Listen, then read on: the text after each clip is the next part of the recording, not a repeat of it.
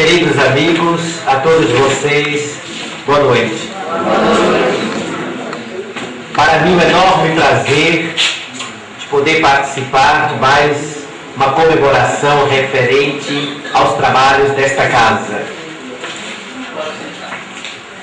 Nos últimos 40 anos, nós temos assistido na Terra um movimento profundamente infeliz, voltado para o respeito ou a criação de uma mentalidade de respeito à natureza.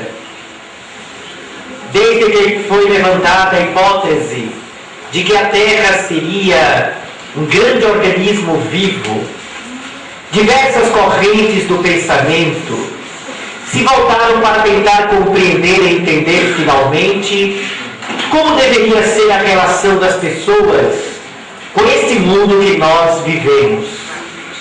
Coincidentemente, coube à ciência trazer uma contribuição significativa para que nós viéssemos a modificar nosso olhar sobre a Terra, nossa maneira de nos relacionar com a natureza, nosso foco de observação a respeito da harmonia que existe entre todos os elementos do universo. Esta ciência, tendo à frente a física mais avançada, veio atestar, sobretudo a partir da obra de Fritjof Capra, o tal da física e ponto de mutação, esta concepção da física quântica veio demonstrar que no universo todas as coisas estão de alguma forma interligadas. Nós vivemos e respiramos em uma espécie de teia, uma teia orgânica, uma teia vivencial. A concepção da física é de que todos esses elementos partem de um só ponto.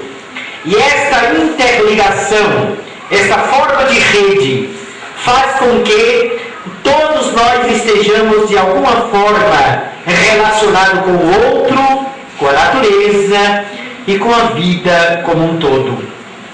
Léon Denis, um dos grandes oradores espíritas, discípulo dileto de Allan Kardec, autor da magistral obra O Problema do Ser, do Destino e da Dor, costumava expressar o seguinte pensamento: não se pode tocar numa flor sem incomodar uma estrela.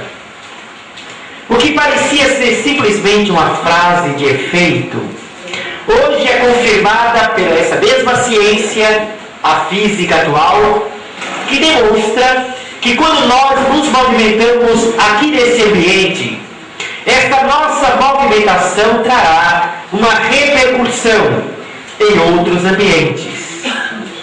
Ao estudar o campo eletromagnético que envolve cada um de nós, o casal Semyon Kirlian, na antiga União Soviética, deu uma demonstração muito nítida e clara que quando nós possuímos este campo eletromagnético, esta energia que está à nossa volta, e que ele desenvolveu, este casal, um maquinário de alta sensibilidade, capaz de fotografar este campo eletromagnético, que é a quirliografia, ao demonstrar que nós irradiamos ondas de energia, forças formadas por partículas.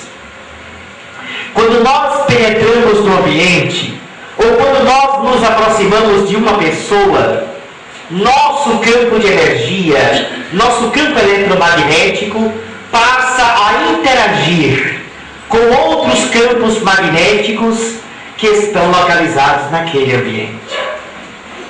Isto faz-nos refletir de uma forma até poética e romântica que um casal que se ama, antes que se toquem os seus corpos, tocaram-se os seus campos de energia. Porque ele vai à frente da questão física.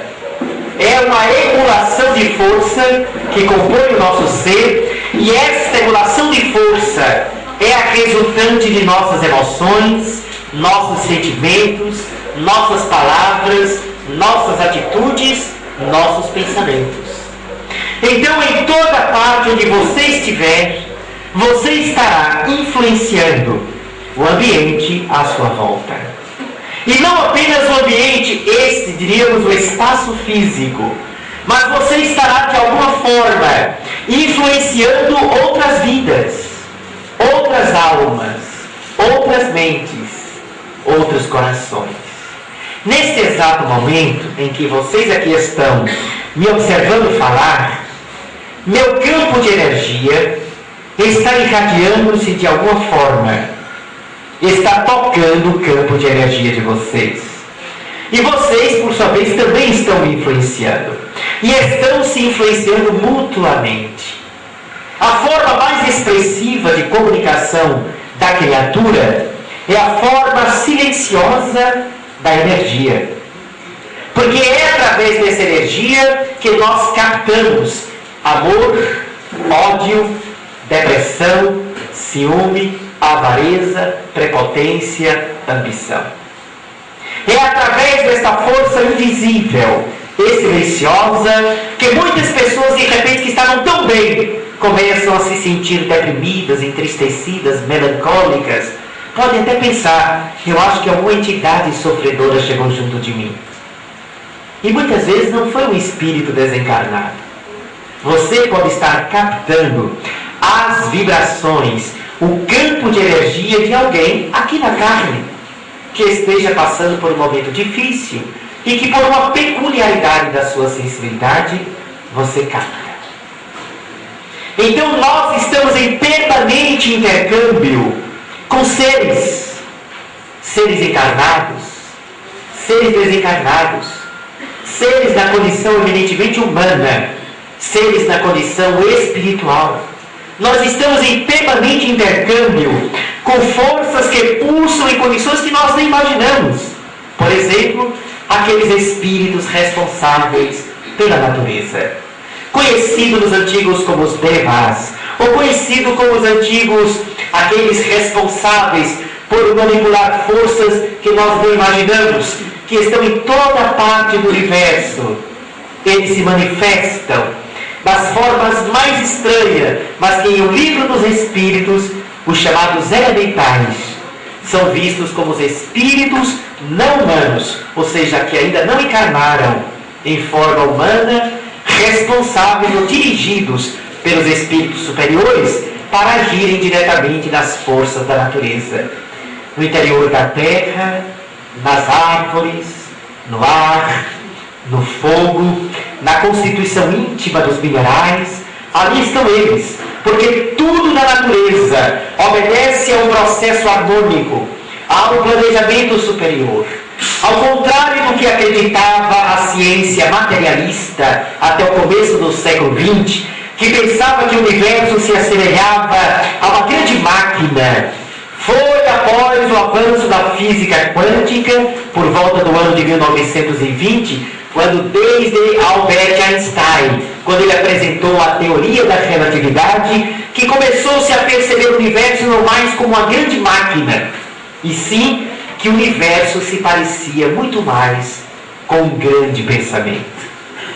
E a perfeição das leis que regem o universo está muito bem expresso por um dos grandes espíritas da época de Allan Kardec, o extraordinário pensador, o grande filósofo e cientista espírita, o astrônomo francês Nicolas Camille Flammarion, que lançou uma obra encantadora, Deus na Natureza, que eu recomendo a todos vocês. Leiam esta obra, Deus na Natureza. O grande astrônomo da França, ele prova a existência de Deus a partir da própria análise da constituição da natureza, estudando fisiologicamente o nosso corpo, observando-nos anatomicamente, verifica-se a perfeição do organismo humano. A inteligência que rege cada intimidade do nosso corpo é a expressão da natureza. Quando você viola, por exemplo, rompe os ligamentos, cruzado anterior, há todo o movimento rápido do organismo. Assim, se você se corta, parte uma mensagem na corrente sanguínea que passou naquela parte que foi cortada, ela passa ali e células que constituem a corrente sanguínea chega a uma região aqui pré-carótida e ali forma, olha, tem um corte em tal parte. Por favor, providencie um conserto. E aí parte outras células da intimidade do nosso ser que vai começar a cicatrização de onde está cortado. Vai começar o processo de aderência na área que ficou rompido o joelho da pessoa. É o recurso da natureza de forma inteligente, perfeita, para que tudo funcione a contento do nosso organismo.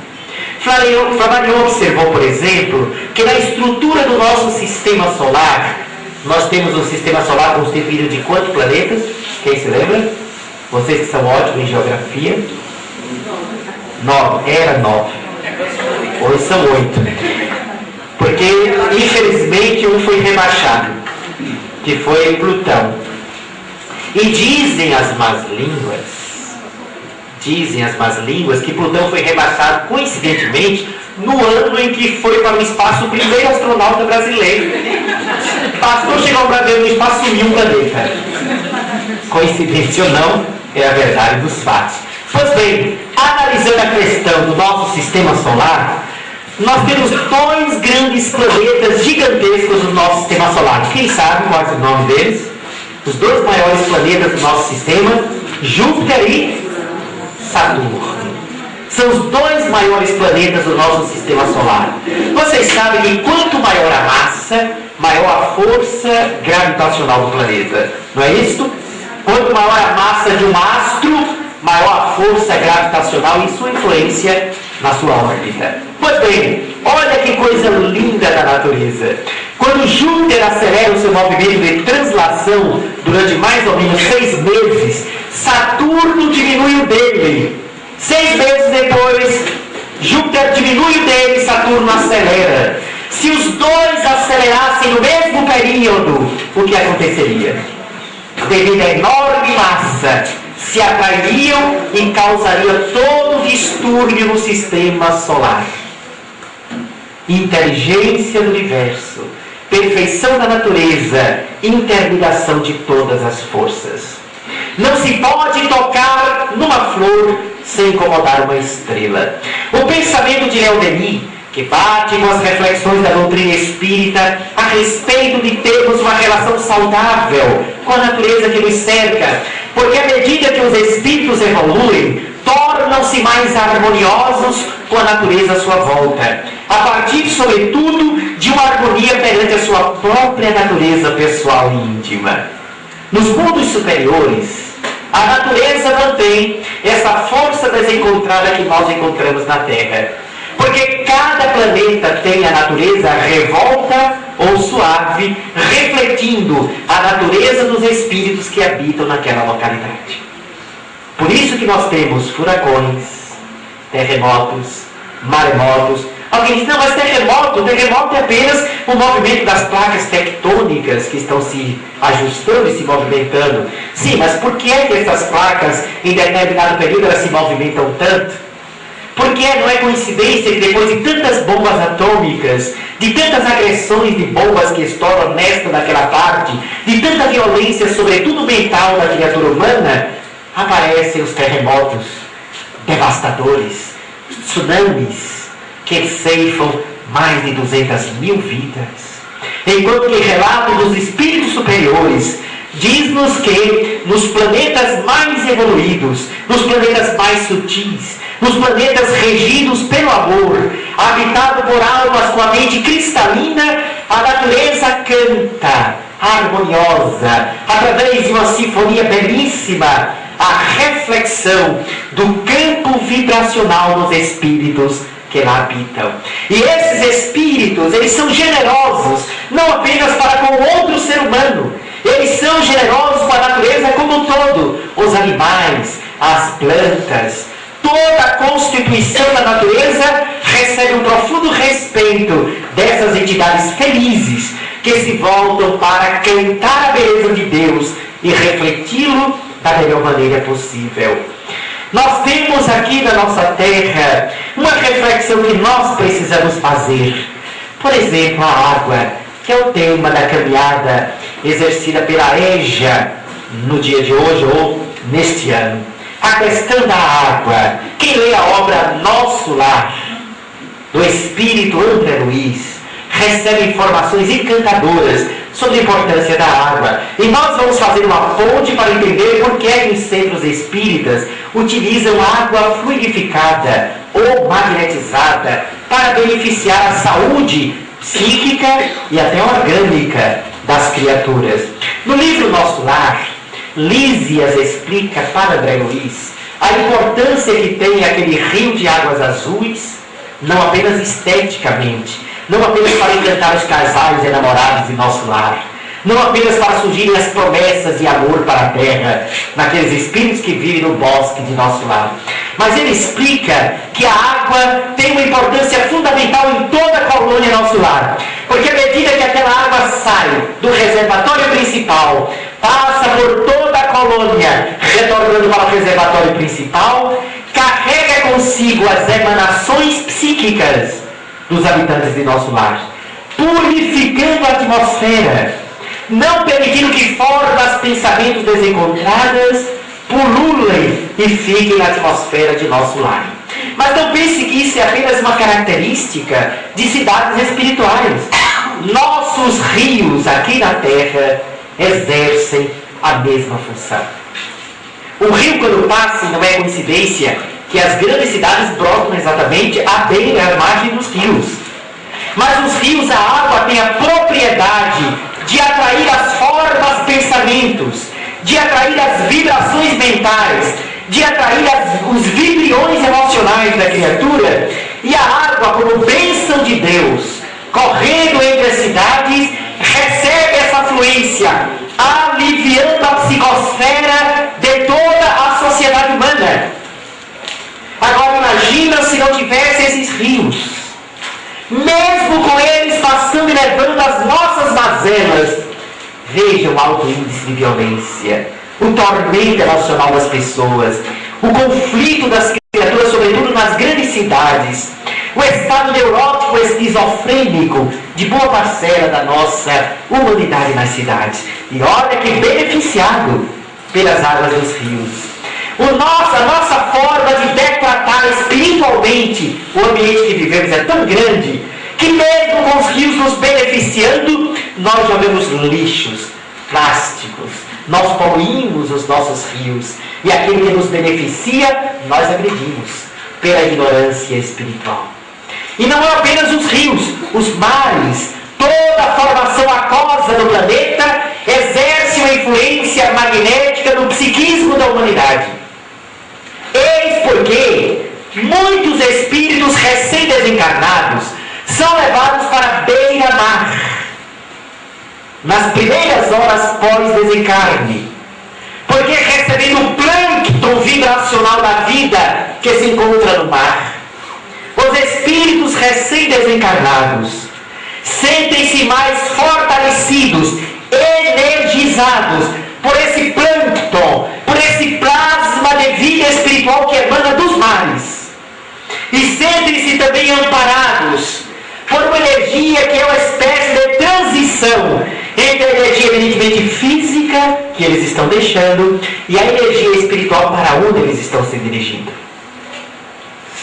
Na obra Voltei, o Espírito Jacó, psicografado por Chico Xavier, que eu recomendo a quem não leu, a narrativa do irmão Jacó, que na verdade é um pseudônimo, era o nome de Frederico Figner, que foi um dos diretores da Federação Espírita Brasileira, aquele que introduziu o fonógrafo de Thomas Edison aqui no Brasil. Frederico Figner narra o seu desencarne na obra Voltei, e ele conta que se viu projetado para a beira-mar, no regaço da sua filha Raquel. E ali ele começa a aspirar e percebe que vários outros espíritos recém-desencarnados recebem dos seus orientadores a orientação de aspirar profundamente o ar, a brisa que solta do mar. E muitos deles, quando vão partir para a vida espiritual, direção ao mar, sobrevoando o mar, para receber as últimas vibrações benévolas da grande massa aquosa dos oceanos. E nós desrespeitamos esta vibração portentosa e misericordiosa que Deus coloca a nosso benefício. Muitas vezes reuniões espirituais, como acontecia com Chico Xavier à sombra do abacateiro, lá em Uberaba. Aquelas reuniões tradicionais em que Chico comentava o Evangelho debaixo de um frondoso abacateiro, reunindo quase 300 pessoas ali em volta. Em determinado momento, ameaçou desabar uma enorme tempestade. O céu ficou completamente escuro. E aí um amigo disse: Chico, e agora, se cair essa chuva, todo mundo vai ficar molhado, as pessoas vão ficar prejudicadas. Aí Chico mentalmente viu o Espírito Emmanuel e disse: Emmanuel, por favor, peça ao alto que essa chuva não caia aqui. Emmanuel olhou para ele e disse: peça você. Você pode pedir. Por que eu tenho que pedir? Acredite nisso, peça você. Aí Chico fechou os olhos, fez aquela prece sentida, a benefício daquelas pessoas simples que estavam ali para ouvir o comentário do Evangelho. Mas se aquele aguaceiro caísse, acabava com o Evangelho naquele momento. Foi aí que Chico, quando abriu os olhos e olhou em direção ao abacateiro, espécie de fogo fluídico, uma luz diferente, brotava e completamente envolvia o abacateiro. E seres estranhos começaram a se movimentar em direção ao alto. E quando aqueles seres estranhos chegavam até o alto, sumia da sua visão, Chico começou a perceber que as nuvens negras começaram a se dissipar, a dispersar-se. E aí Emmanuel explicou que aqueles seres estranhos eram chamados elementares, como eram denominados nos meios espiritualistas, que para nós espíritas seriam os espíritos responsáveis pela natureza. E eles subiam levando emanações em direção ao alto, e lá os espíritos responsáveis pela movimentação das nuvens, das descargas elétricas da natureza na atmosfera, em contato direto e recebendo a solicitação tão sentida do Chico, resolveu então aderir àquele pedido, aliviando a questão, e não caiu a tempestade naquela localidade. Outra feita, Divaldo Franco nos conta que ele foi para o México, aliás, a América Central, não foi o México, foi um país, me parece que foi Honduras ou El Salvador, não me recordo agora. E ele disse que quando chegou para fazer a palestra, disseram que a palestra ia ser no Palácio de Cristal.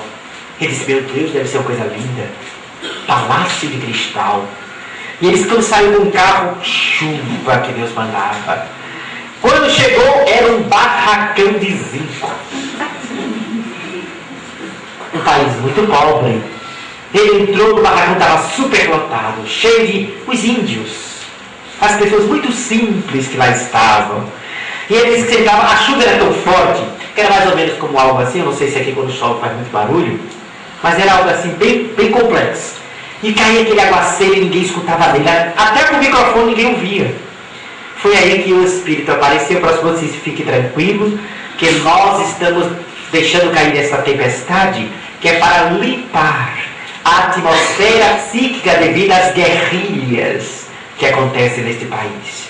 E para que possam ser ajudados os espíritos que aqui estão, sofredores, é necessário limpar a atmosfera. Por isso, essas descargas elétricas, os grandes raios que cortavam o ambiente com os trovões assustadores, era para limpar. Quando ele foi começar a palestra, a água foi parando, tudo estava saneado e ele pôde então realizar a sua conferência. Então vejam como nós estamos permanentemente em intercâmbio espiritual. Através dessas nossas forças internas, nós estamos em contato sim com seres extracorpóreos, com vibrações específicas da natureza, com as nossas árvores, com os nossos ambientes. Mas Jesus de Nazaré, que é a nossa bússola, o nosso norte, a voz que clama no nosso coração e a mente que nos direciona para o outro caminho, para o salto de consciência de nossa vida, Jesus foi aquele que demonstrou como nós deveríamos ser zeladores da natureza à nossa volta. Porque todas as suas exclamações, aliás, quase todas elas, se desencadeavam próximo a um elemento da natureza. Quando não era na própria natureza, era em algo próximo. Por exemplo, ele estava no tanque de Siloé, que não era em contato com a natureza, mas era um tanque, tinha água que ali estava. Ou então as margens do Tiberíades, ali nas proximidades do Mar Morto. Lá estava Jesus cantando a beleza da vida. O maior tratado de filosofia existencial da humanidade foi exarado no alto de um monte, quando Jesus deflagrou para a humanidade o sermão da montanha. Foi uma montanha que ele nos convidou à grandeza da vida e nos mostrou a misericórdia de Deus, que se expressava em todas as nuances da nossa existência. As bem-aventuranças vieram através das correntes superiores da natureza. E quantas vezes da estrada, em direção a um lugarejo, a um povoado, para disseminar as suas verdades, encontrava no meio do caminho o falido, caído, paralítico, dementado, o coxo, expropriado. Os 10 leprosos que no meio do caminho, entre frondosas árvores, ele efetuava a cura. E por que não recordar a estrada de Emaús, onde apresenta-se o anjo, cheio de luminosidade santa, para falar da grandeza de Deus e da importância do trabalho dos apóstolos perante a mensagem da Boa Nova.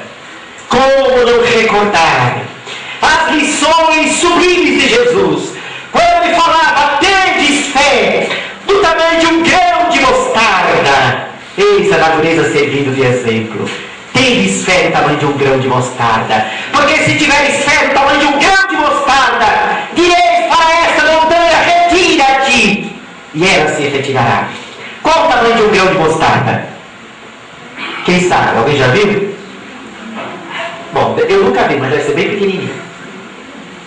Para ele comparar, se tivesse fé do tamanho de um grão de mostarda, dirias para esta montanha: sai daí, e ela vai sair. Primeiro ele usou o grão de mostarda, depois a montanha.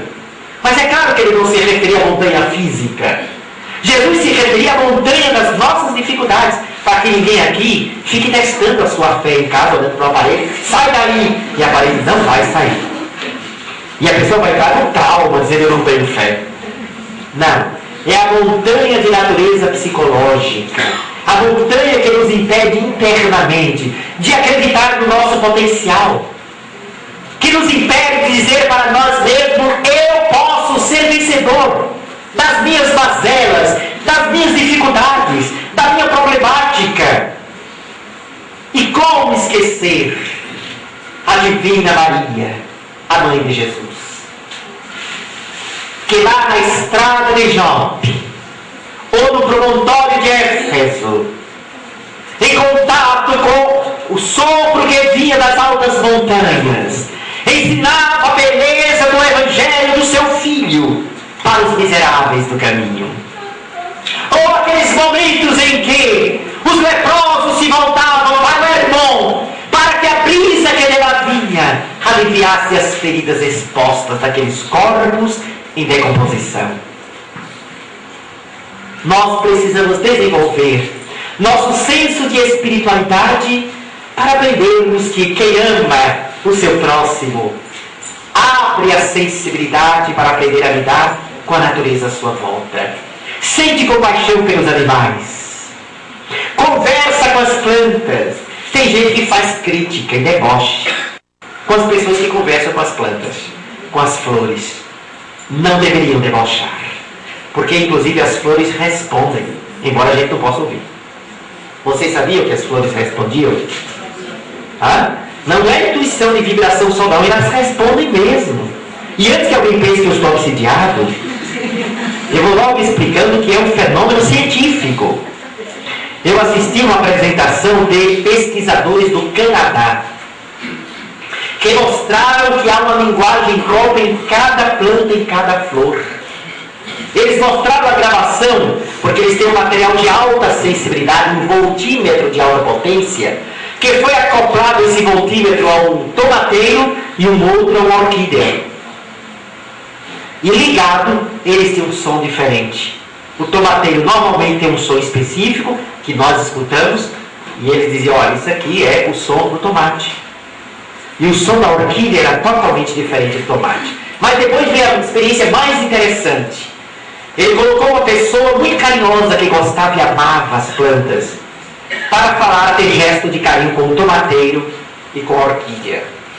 Depois essa pessoa saiu. Quando essa pessoa saiu, entrou outro com uma tesoura para ameaçar cortar a folha do tomateiro e a orquídea. Todas as vezes que aquele rapaz se aproximava com a tesoura, o tomateiro soltava um grito. Ou seja, o som que ele emitia passava a ser um som agudo, como desespero. O rapaz se afastava, o som voltava ao normal. A mesma coisa a orquídea. Depois colocava um rapaz carinhoso, e aí ganhava uma harmonia, a vibração, o som emitido pelos dois vegetais. Isso fez com que esses pesquisadores tivessem a certeza absoluta que ali estavam diante de seres vivos, que são as plantas, e que as plantas reagem com um tipo de emoção à natureza da vibração das intenções de quem se aproxima dele. Então, falar com a flor é estabelecer um diálogo afetuoso que imprime maiores condições de crescimento e desenvolvimento à planta. Já está provado que há animais que morrem de saudade dos seus donos. Os donos viajam, deixam em cada 2, 3 dias, podem encontrar um animal morto, dependendo da sensibilidade do animal. É claro que há também a demonstração de que há animais em vários graus. Há cães ultra delicados e cães ainda demoradamente animais. Tem cão que a gente tem quase a certeza que é a última encarnação dele como animal. Vai ser humanizado daqui a pouco. E há outros que ainda vão reencarnar muito tempo. É de pitbull para lá. Por quê? Porque são princípios espirituais que estão mais próximos da reação instintiva agressiva do que a delicadeza de certos animais, certos cães, que apresentam conquistas de natureza emocional.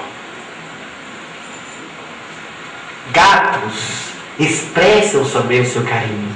Os cavalos da mesma forma. As baleias, os golfinhos. Coisa mais fácil é matar golfinho.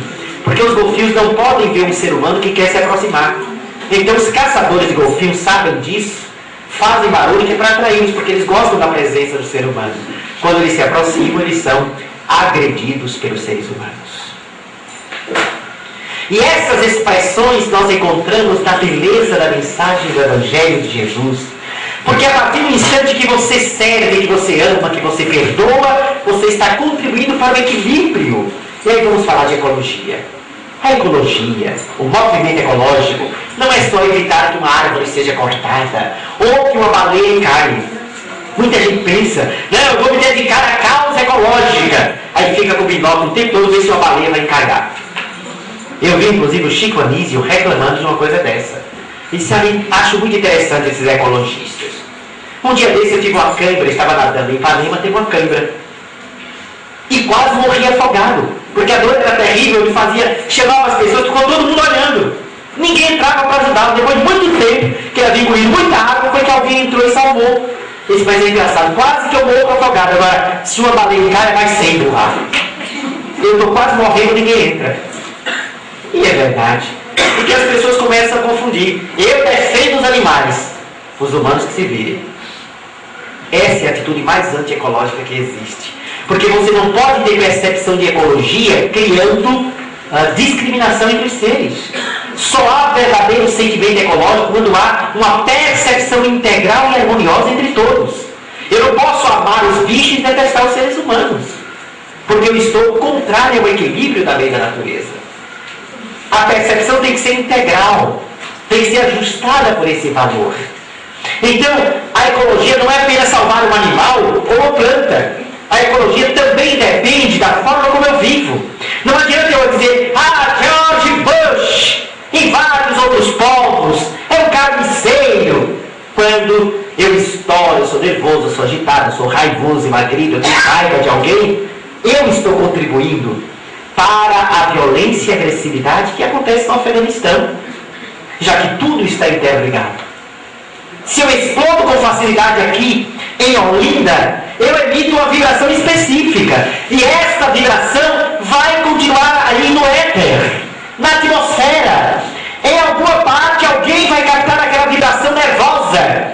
E se tiver sintonia, a minha vibração nervosa vai estimular a pessoa que já traz a tendência para a agressão.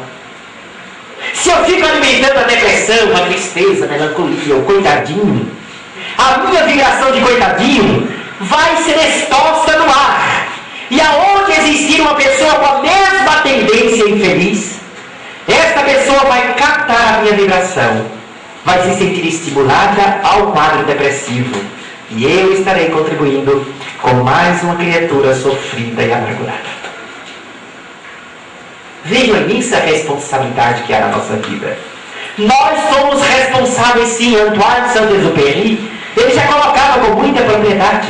Nós somos responsáveis por aquilo que cativamos. Eu ampliaria essa reflexão. Nós somos sempre responsáveis pela vida. Porque isso é o intercâmbio permanente. Se eu chego e faço a alegria das pessoas, se a minha presença desperta a esperança em alguém, se porventura a minha fala, meu olhar, meu sorriso, faz com que alguém passe a acreditar na vida, eu sou um timoneiro apóstolo do amor e da luz. Mas se a minha presença contagia outras pessoas através de comentários infelizes, através de uma percepção destrutiva da vida, eu passo a ser o mensageiro da desgraça e da sombra para aquelas vidas. Então nós temos que desenvolver esse senso de responsabilidade perante a vida, perante a natureza, perante a harmonia de todas as coisas. Sócrates, Platão, Anaxágoras, Forri, Lao Tse, Rama, Siddhartha Gautama, o Buda, foram criaturas que carregaram a natureza dentro delas porque eram profundamente serenos e harmoniosos. Veja uma pessoa que não é serena procedendo no dia a dia, no meio da rua, por exemplo. É um estardalhaço. Ri alto, esbrafeja, reclama do outro, fala sozinho. Quando, ei, rapaz! Pronto, a confusão está feita. É um Deus que nos acuda. Tem gente que encara, meu Deus, minha vida é um inferno. Faça uma análise por quê. Aí vai descobrir. Dentro de casa todo dia, acorda, não dá bom dia a ninguém.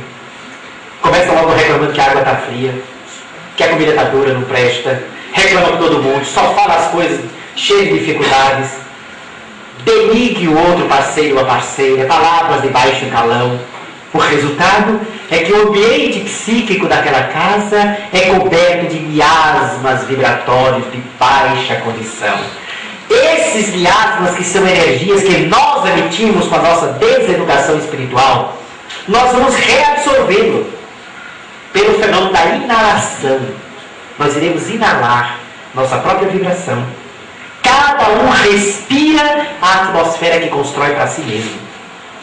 Para piorar, nós também vamos adoecer nossos filhos com a nossa atitude infeliz, as crianças que são extremamente mais delicadas, fisiologicamente mais delicadas que os adultos, e psiquicamente ainda não formada, as crianças vão começar a apresentar um quadro febril, ânsia de vômito, enxaqueca, levamos para os médicos, os melhores especialistas, eles não descobrem absolutamente nada. Por quê? Porque a problemática está na natureza moral do ambiente em que a criança vive. Muitas doenças dos nossos filhos nascem das nossas doenças morais, de relacionamentos infelizes, da maneira como nós nos tratamos na vida íntima. Quando a humanidade despertar e tomar consciência desse fato e dessa realidade, nós seremos muito mais atenciosos na maneira como a gente convive com as pessoas.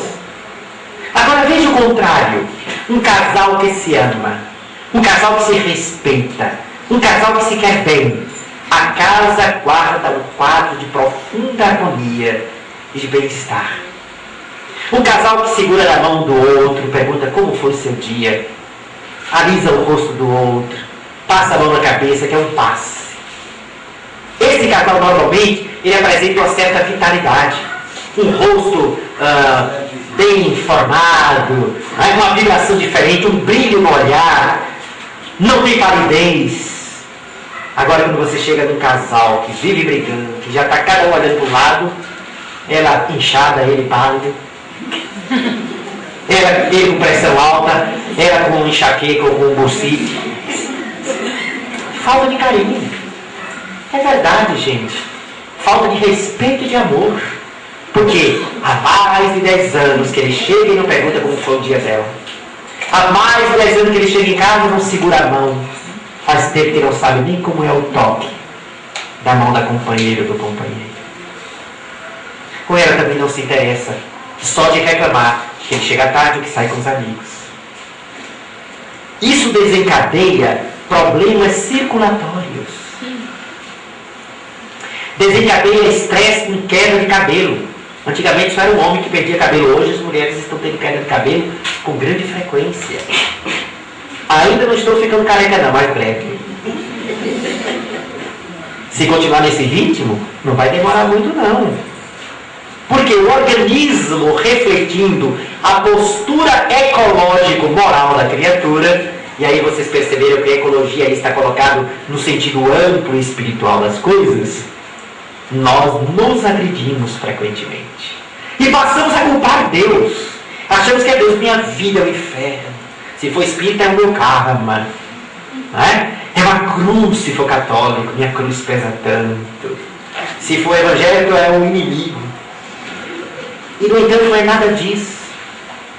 É a nossa escolha mental. É a nossa relação doentia com a natureza. É a nossa percepção infeliz. Nada mais antinatureza do que o ódio. O ódio é antinatural. Porque a constituição íntima do ser humano é para o amor. O ódio é uma inversão da energia do amor. É o amor que se inverteu. O amor que saiu da polaridade positiva e caiu na negativa. Através do uso fruto do nosso livre-arbítrio. Ao odiar, nós vamos de encontro a Deus e de encontro à natureza. O suicida sofre muito. Por quê? Porque vai de encontro ao equilíbrio da natureza. Matar-se é contrário às leis da natureza. Tratar mal é contrário à lei da natureza. Quem trata mal o outro está indo de encontro à natureza. Denegrir alguém é denegrir a Deus, porque o outro tem Deus dentro dele, como eu tenho também. O Namastê dos monges tibetanos é profundamente sábio. O Deus que existe em mim saúda o Deus que está dentro de você. Sentir o divino, contactar o que é divino dentro de nós, essa realidade do reino de Deus que está dentro de nós, é o ápice da concepção ecológica de nossas vidas. Contactar com a nossa transcendência, com a dimensão espiritual de que somos constituídos, é guardar uma profunda harmonia entre nós e o universo. Todas as forças poderosas do universo pulsam e vibram dentro de nós. Tudo que nós admiramos do macrocosmo está no micro que somos nós perante o universo. A força de um sol de primeira grandeza, a energia exalante de um quasar, a força propulsora de uma galáxia, a força temerosa de um buraco negro, a beleza estética de uma constelação, tudo está dentro de você. A riqueza e a sabedoria do riacho, que diante dos obstáculos o desvia e prossegue na sua jornada. Mesmo recebendo detritos, o riacho fertiliza o solo, gerando vidas. Isso está dentro da gente.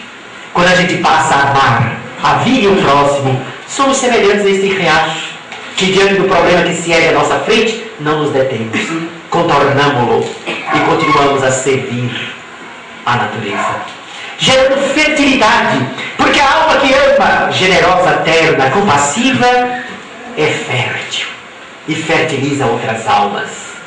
Esta fertilidade do amor joga e irradia semente, que vão fazer brotar vida em quem estava emurchecido. Quantas pessoas que estavam desesperadas, desesperançadas, amarguradas, esquecidas, desprezadas, diante de um apóstolo do amor, que olha para ele com carinho e transmite para aquela criatura: você é importante, eu te amo, meu irmão. Essa criatura revivece, recrudesce, abre os olhos e volta a respirar, como se saísse de uma bolha de felicidade e passa a acreditar em si mesmo. Cada um de nós pode e deve ser uma vida de inspiração. Cada um de nós pode ser uma vida inspirativa. Nós deveríamos trabalhar para que a nossa vida inspire a tua existência. Nada mais belo do que passarmos o local e deixarmos um rastro de luz por onde outras existências mirarão, desenvolverão um foco e buscarão seguir esta luz. Triste quando a gente passa e deixamos apenas o negror, deixamos apenas a escuridão à nossa volta, atordoando outras vidas. Como ninguém pode fugir das suas próprias criações, estudando a reencarnação na ótica espírita, nós passamos então a entender por que é que todas as criaturas que nós, de alguma forma, prejudicamos ou abençoamos, retorna sobre a nossa vida e nós as iremos reencontrar mais adiante numa boa posição ou numa posição infeliz. Aonde nós jogamos alguém, nós vamos voltar para retirá-lo de lá. Aonde nós impulsionamos a vida, reencontraremos esse coração lá adiante, que devolverá em forma de felicidade para nós o bem que nós tenhamos jogado a ela. A vida e a natureza guarda esta sabedoria. O que você semeia para a natureza, você receberá de volta. O que é que nós estamos jogando na natureza? E leia a natureza aí, não é apenas a natureza física, mas a natureza dos outros corações, de outras almas, de outros espíritos. O que nós estamos lançando no sol de outras vidas.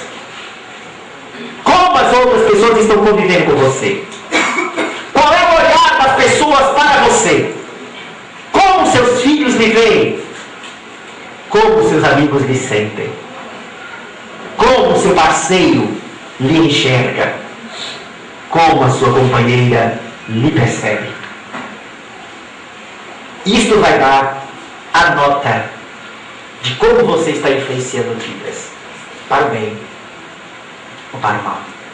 Vida é eco, é resposta. A nossa vida nada mais é do que a resposta da natureza àquilo que nós estamos semeando com a nossa liberdade, nesta ou em vidas anteriores. Ao pensar, eu semeio. Ao falar, eu planto. Ao agir, eu liberto ou escravizo. E isto vai retornar para os meus passos. O bem que nós semeamos retorna em forma de estrela, clareando o céu da nossa noite, quando nós precisarmos. A lágrima que nós enxergamos no rosto de alguém, sem dúvida se transformará numa pérola luminosa, que apontará um rumo nos nossos momentos de perturbação. O bem que a gente realiza, diz Emmanuel, será sempre o nosso advogado em algum instante do futuro do nosso caminho. E isto para nós fazermos a apologia da paz, como Mohandas Karachandji, o grande Mahatma Gandhi, que vivia a pacificação, a não violência, a atitude mais ecológica que se pode tomar. A não violência é a atitude ecológica por excelência, porque de acordo com o pensamento de Deus, e a natureza é Deus pensando, a natureza é Deus vibrando, a água é a vontade sublime de Deus se movimentando, gerando vida. Eis porque, meus amigos, diante das colocações que nós fizemos da concepção de espiritualidade e natureza, que nós estamos então entendendo por que é que as casas espíritas, por que é que os espíritos amigos utilizam a água magnetizada para beneficiar a saúde das pessoas. Porque é o elemento mais simples e que melhor recebe a alteração molecular a partir da vontade da água. H2O. É o elemento mais simples da natureza, capaz de sofrer transformação no nosso pensamento. Se todo dia você toma um líquido na hora do almoço, com raiva, você vai ficar intoxicado. Porque aquele líquido, você está lançando emanações infelizes sobre ele. Nada pior do que almoçar discutindo. Ou pensando numa coisa ruim que lhe aconteceu. Porque aquela energia você está impregnando o seu alimento. Está configurando a contaminação do próprio alimento a partir das suas energias.